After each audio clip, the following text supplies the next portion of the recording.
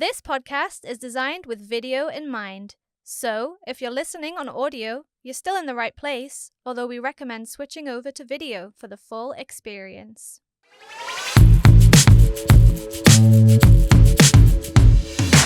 Welcome to Tyne for Business, celebrating the heart of the Northeast. Local businesses are part of the cultural and economic fabric of a place, and this series explores the people and stories behind them.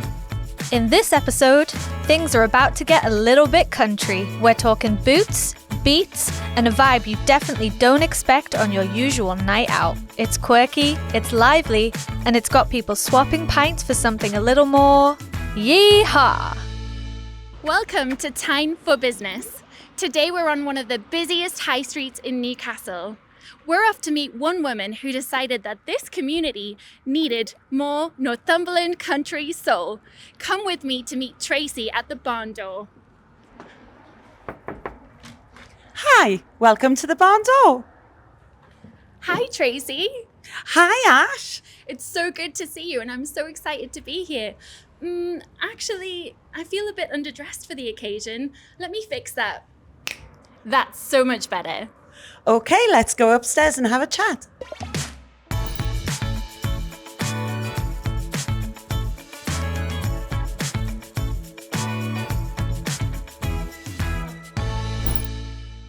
So Tracy, it's like we've stepped back into time. It's like a Western parlour that you've created here. It's almost as if we're stepping into a memory. I'm so pleased you said that because that's the vibe I wanted. I definitely wanted that vibe. So tell me a little bit about the Barn Door. How did this come about? The Barn Door essentially was originally to be a countryside bar because I wanted the country to come to Newcastle. I knew there wasn't a country bar anywhere, and because I was sort of brought up on a lot of country music when I lived with my aunt for a little while, I wanted to bring country music to Newcastle, and it just evolved from there really. The mural that I have downstairs was inspired by a barn that I used to play in as a young child when I lived in Lynemouth. The farmer used to come out to her and chase us off his hay bales, just simply because he didn't want us destroying the hay bales. He wasn't nasty. He just was like, please don't be doing gymnastics on the hay bales. So instead, come into the barn and we'll just, you can play in there to your heart's content. And the sun used to come through and it's just really inspiring to see that again. So at what point did you start rediscovering your childhood? Well, not everybody opens a bar when they're 60. It's quite a significant thing to do. And I was, at that time, homesick for the countryside. I lived in Lynemouth from 8-year-old to 16. And during that time, I used to go to my aunties who used to play country music. And when I decided to open the bar, my auntie was going through dementia, and it just reminded me of the time that I stayed with her and how much fun we had with her and my uncle Douglas. And there used to be a party house. My house, my mum and dad were more sedate, very quiet, used to listen to opera and classical music. And because she was going through dementia, that brought it all back.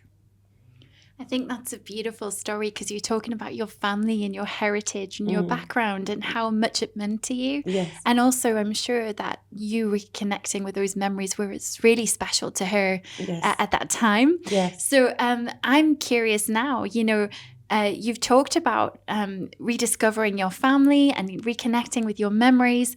It's not the traditional route maybe to open a bar at 60, but I want to say, well done you. That's incredibly brave. Thank you. Yes, a lot of my friends and family kept saying, shouldn't you be slowing down, Trace? Shouldn't you just be trying to wind down, ready for retirement? And I'm like, no, that's not happening. It's just not happening. If I don't do this now, I'll never do it and I'll regret it for the rest of my life. And you're having so much fun here? Oh, I'm having a great time. A great time with the community are fabulous. They've accepted the bar and the countryside and the country music. and it's been sensational since opening just over a year ago. Amazing. So before this place opened, it was an aesthetics clinic. It was. So how did you change? You must have inherited a space that looked a particular way, very pink if I remember, and now you've changed it to this beautiful rustic vibe. Yes, it was a lot of work. We started from the ground up. Basically, as you say, it was, if it wasn't white and staunch white, it was pink. And not only that, it was like proper shocking pink. The same colour as the microphone. It was that loud. And I always had a vision of what the bar would be like. I'd been up at 5 o'clock in the morning one day, and I was just scribbling. And Adam walked through the door at 5 o'clock because he'd been on shift and he was in hospitality. So he'd come back from work and said, "What on earth are you doing up?" And it was just like a storyboard and colours and a mood board, and all the colours, what you see now in here, was all written down. And the barn wall was written down. The barn door itself was drawn. And it was like one of those out-of-body experiences where you're just scribbling. And that's what happened, and that's where all the colours came from. It sounds like you knew exactly what you wanted. I did. So also, you were talking about your family before, and Yes. I know your family is really important to you. In this very room, we have a picture of John Wayne. Yes. So tell me about that. Ashington was the second place we lived. My mum and dad had the cricket club in Ashington. My mum was the stewardess there, and my dad was the chairman. And my dad was an operatic society singer. But he always used to have me watching the westerns, and we used to sit by each other, and we used to watch John Wayne all of the time. And he loved John Wayne. And he used to say things like, "Get off your horse and drink your milk." Now, it has been said that John Wayne never said that, but my dad always said it. And when it was my 21st birthday, I had a fancy dress party, and he came as a sheriff. And he had the Stetson and everything. That's beautiful, because it's like you're living a memory in so many ways. You're just recapturing your youth, but you're also sharing it with so many people, sharing it with the community. So what has the response been in the community here? Oh, it's been fabulous. The country music that's come into the mainstream at the moment has been sensational. It was like, it wasn't there when I started this project. It wasn't in the charts. Nobody heard of Shabuzi. Nobody had heard of the bar song. And then all of a sudden, because I brought this, people have been coming in and saying, "Oh my goodness, you are playing my playlist." And so country music all of a sudden has just imploded. It's absolutely gone massive. We have people coming over from America, touring the UK and coming to Metro Radio Arena, filling the place, come to Manchester. People like Darius Rucker, people like Luke Combs and Lainey Wilson, all new artists for the mainstream. And people around here are just really taking it to the heart, and they love what country stands for, and they hear it when they walk through the door, and they just love it. And if they don't love it before they walk in, they love it when they walk out, definitely. And you really have made this a safe space for everyone. So you are LGBTQ friendly, you are, you have dogs all over, you've got your pub favourite dogs, and people come from all walks of life. So what type of people come here? We have people who are residents in Heaton. A lot of them have dogs. And it's always nice to have a dog in the bar. And we have already, on one occasion we had 7 dogs in the bar, and they all behaved so well. The dogs are amazing, and the dogs feel so comfortable in here. I don't know what it is, whether it's the wooden floors or the furnishings, because they're allowed up on the sofas, or just that they just feel comfortable. They get greeted when they come in the door the very first time. They get water, they get rugs if they don't like the floor, and they get treats. And on a Sunday, they get Sunday lunch if they're still here. So dogs are massive for the barn. families, children love the barn, and they'll have some fries, or they'll just have some crisps and sit and play in the corner. We've got games and colouring books in the corner, and they play with those. And dominoes, they love playing dominoes. So yeah, they all feel welcome when they come in. We were here last year, and it was Heaton Pride. It was the first time Heaton had put their own Pride festival on. And this is the second year, obviously. And we've been invited to sponsor the Heaton Pride this year. We had a fantastic weekend. We had Danny on as DJ. We had Andrea Pattinson. I don't know if you're aware of her, but she is a phenomenal Dolly Parton tribute act. And we had Gloria Love on. And Gloria Love is one of the most prolific drag acts in Newcastle. And she is a regular here at the Barn Door. And we have her at least once a month, if not 2 times a month. And people follow her, and they know that when they walk in the door, it's a safe space. And yeah, everybody loves the Barn Door, but it is a barn for everybody. I think that's really beautiful, and I think you make that for people. You have got a fantastic team or family here. You've got all of your fantastic staff, but it is actual family helping you, like Adam, but also people who've become members of your family, like Danny, your resident DJ. Danny feels like part of the family. We forget that we're from Northumberland. We're not really from Newcastle.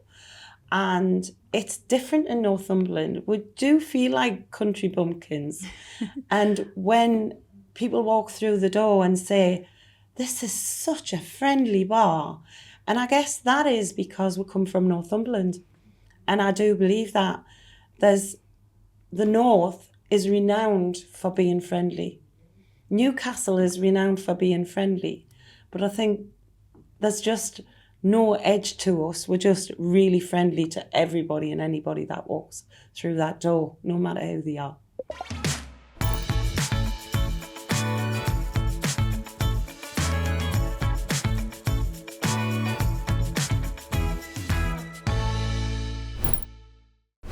Events-wise, we do lots of things. We have recently just booked up to fundraise for Alzheimer's. Obviously, Alzheimer's is close to my heart because of my auntie having dementia. So we're doing that. The person who's organising this is a girl who's a dementia nurse specialist. She's walking 26 miles. So I've put it to her that we do a deal or no deal night. So even something as daft as a deal or no deal night, people have just said, yeah, we're coming to that. Sounds fun. Another activity that comes along every Saturday morning is the Silent Book Club. They're a fabulous group of people who are just interested in books.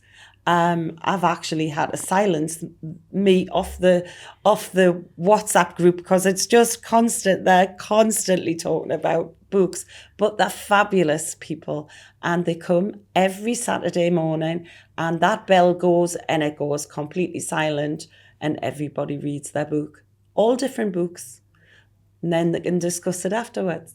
So there's some very unique pieces in here. Yes. Tell me about your decor and how did you fund upcycling this place? The majority of furnishing is from the Orange Box. It's a Northeast furniture charity, and I would just go there every single day and see what they had, and something would jump out at me. Every single time I went there, something would jump out at me. So everything that you see is secondhand. All the furniture is secondhand, all the throws, the cushions, everything about it is secondhand. Other than that, the pictures and the ornaments, a lot of these that I'm looking at right now are given as gifts by friends of the bar. They come in and they just want to give. It means something to them. Everything has been given to me just because they want their little mark in, like, this is part of the Barn Door now. It's really, really kind of people. And yeah, they feel like they're part of the Barn Door and they've given me something, I think. So you're not only curating a brand and an experience, you're also co-creating a space. Yes. I think people, when they come in and see their piece up, you know, they see it and they go, oh, to their friends, look, I brought that. She's got it up. I'm pleased to see it's up, Tracy, and things like that. So, yeah, they do remark on the fact that, you know, I have got that piece up. All this talking, gosh, it's making me thirsty. So what have we got here? Well, this is Glenfiddich, and this is a whiskey that was favourite of my dad's. So it's really, really important part of the bar, really. I couldn't have had a bar without Glenfiddich in it. Cheers to your mum and dad. Yeah, cheers to my mum and dad. One of the things that struck me was how important family has been to Tracy, and I was reminded of that again talking to Adam, her son, who's studying full-time at uni, but still finds time to help her run the bar. How does it feel to watch your mum open this place in her 60s? What is that like for you? I'm so proud of it, to be honest. So proud. Surprised. Shocked. Really scared for her. Because hospitality is really tough. And owning a small business is really tough. And the age she is, it's worrying. Because if it goes wrong, it's fearful. But even so, I'm really proud. She's putting so much effort in. Day after day, she's here. And you don't think, when you come in on the other side, you're not thinking about the other person. You're there for your night, which is totally fine. But she's here 6 days a week. She doesn't get to spend too much time at home. She doesn't see her dog. She only sees her dog in the morning and on the night. That's mad. You don't think about that as a customer. And also all the love that she pours in all the time. And yourself as well, you know, you're a full-time uni student, but you're here helping, working, all these things all the time. Yeah, she's big on community spirit. She really loves just being part of the community. She loves supporting other people. She loves just having a chat. That's one of the craziest things, because you can start hospitality and you can be so, like myself, behind the bar, this confident person behind the bar. Here's your drink. See you later. But she sits down, chats, gets to know every customer. She goes above and beyond for every customer in here. That's one of the things that astounds me, you know, in all the times I've met her and discussed our episode and things like that. She's always thinking about her customers, telling me these stories of how people bring her gifts, you know, people just have such a connection with her. And I think that's a real part of the space. It shines through. For you, is there anything that's your favourite that you love about this bar? It's the bar cliche, family. You know, every bar you go to, it's the cliche, because every time you work in a bar, all the staff become your family. But I feel like it's more than just staff here. It's like everyone, all the regulars that come in, all the new people that come in, they all just become part of the family, really. Can I get a bucking bronco, please? Yep.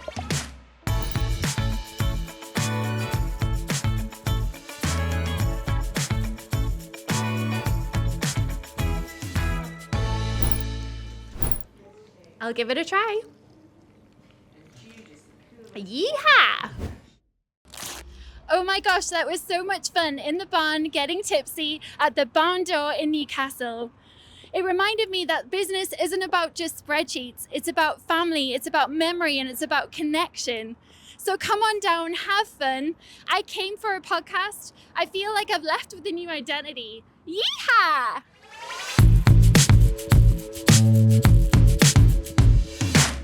Thank you for listening to Time for Business. It would mean the world to us if you could share the episode with your friends and family so that we can continue to bring interesting stories and people from the Northeast. This has been a Flamingo Heights podcast studio production.